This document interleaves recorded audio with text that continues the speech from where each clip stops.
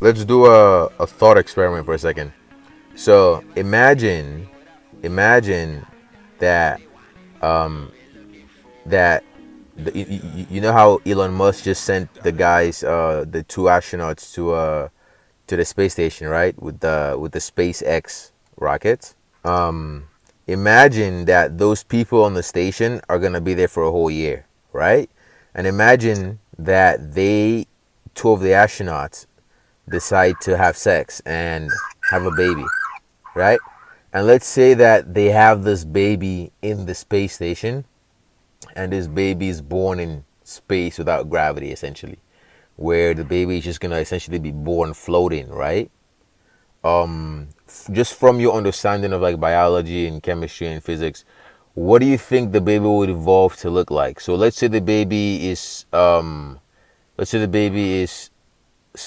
stays there for like the first 15 years of its life, where it grows up and develops in space, right? What just like what do you think? just just guess, what do you think the baby is going to evolve to look like? What evolved, bro? Like the baby, like what do you think it's going to look like if it grows up and lives its entire life in space? I mean, it would have bigger, like it would have like a bloated body, I'd say, because it just has less constraints on the growth. You know Okay. what I'm saying? Exactly. That's a very So good it'd point. be a That's a very good big point. head, like So one of the puffy constraints skin. you're referring to would be a constraint like gravity, right? Gravity, yeah, that's the biggest one. That's the Gravity biggest affects constraint. everything about us. So the baby is not gonna have strong bones or hard skull. I mean, I don't know about bones, but the I'm just saying the skin will grow out further because it's not held in place. True. My guess is this. Here's my guess. My guess is that gravity, because gravity is such a strong force, right? What happens with gravity is that um, our body has evolved to become very strong. Our skull is very strong, and our bones are strong because we have to live our entire lives essentially fighting against the force of gravity pulling us into the center of the earth, right?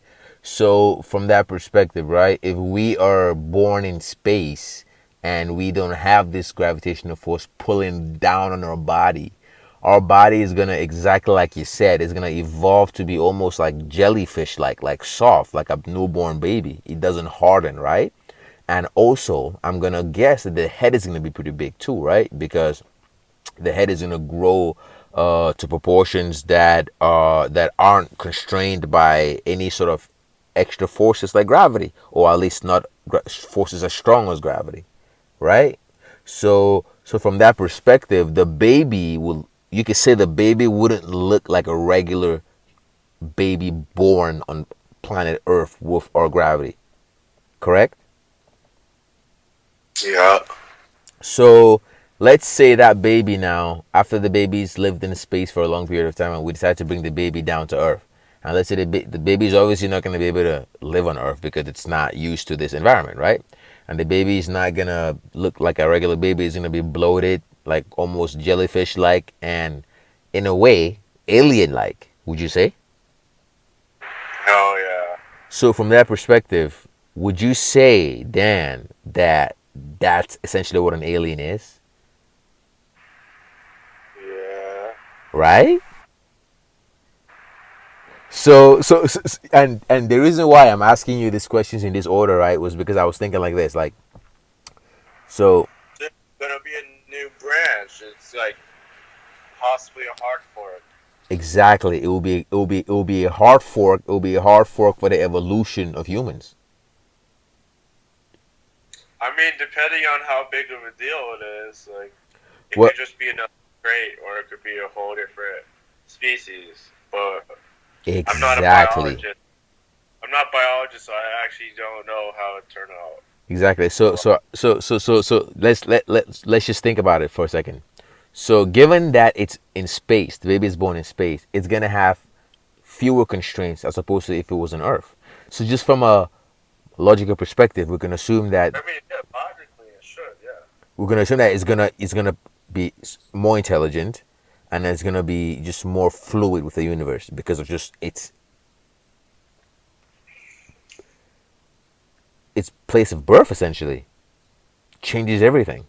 I mean, we're all in the universe. This thing is that they're in a very if they're born on Mars, you know, they're born in space or in Mars. Exactly. So, but So like I space started is out. I started out with like a space. very I low started out with space. density. I started out with It's a very space, low but density part of space. exactly. And then I don't think it might be a specific like breed of humans, you know, of like specifically like the spaceship race or Mm-hmm. species. But like I think you know people will be settled in a fixed place. At least the majority of humanoid humanoid organisms will be on fixed planets or satellites or whatever. Yes, I agree. I agree. And But I bet there would be a specific like spacefaring like species or race or whatever. But well, I mean, exactly. that'll be interesting. You know, I hope I get reincarnated in the No, dude, future. I don't. The thing is, I don't think. You know, the crazy thing is, I don't think it's that far away. I think it's pretty close. I think it's within a decade. And let me tell you why. So Elon Musk, Elon, Asia could totally keep up. That's the thing is I don't know. American people are gonna fucking like revolt, man. We're gonna have a civil war. The people who are against technology are gonna stay behind, and then there might be some specific parts of the U.S. that do keep up. There's gonna have to be some political reckoning first. But then, like, yeah, obviously East Asia, they're gonna be on top of everything, no matter what, no matter how quickly it occurs. Like China, fucking like the change has been insanely fast. Like you wouldn't even guess how it looked 10 years ago if you visit now. You'd be like, it looks like first world now. But then like hmm even 10 years ago, it was like developing. It looked fine, but it was developed. Like 20 years ago, it looked poor as fuck. the longest bridge in the world is in China, I Like 20 believe. years ago, I was like, holy shit! Like that's totally different, you know. hmm So you might be right. We'll see, but I don't like the West is like decrepit. That's the thing. It changes much slower. That's true. Very decrepit. You know, decadent.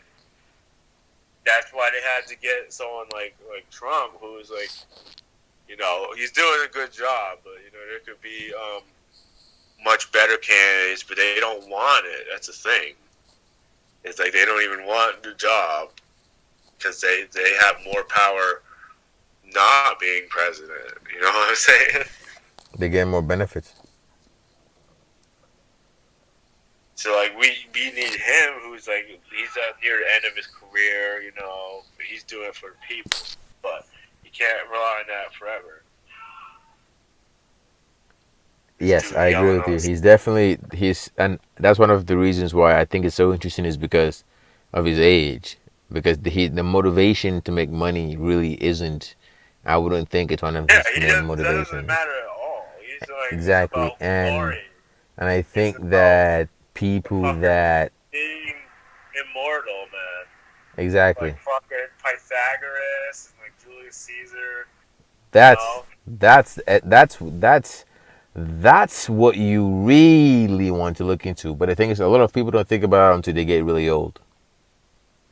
That's what really matters. It's like becoming changing the whole course of history. Becoming ethereal, becoming. Look at this. We're still talking about Pythagoras and Einstein and Richard Feynman and all these great scientists till today. Isaac, Isaac Newton, all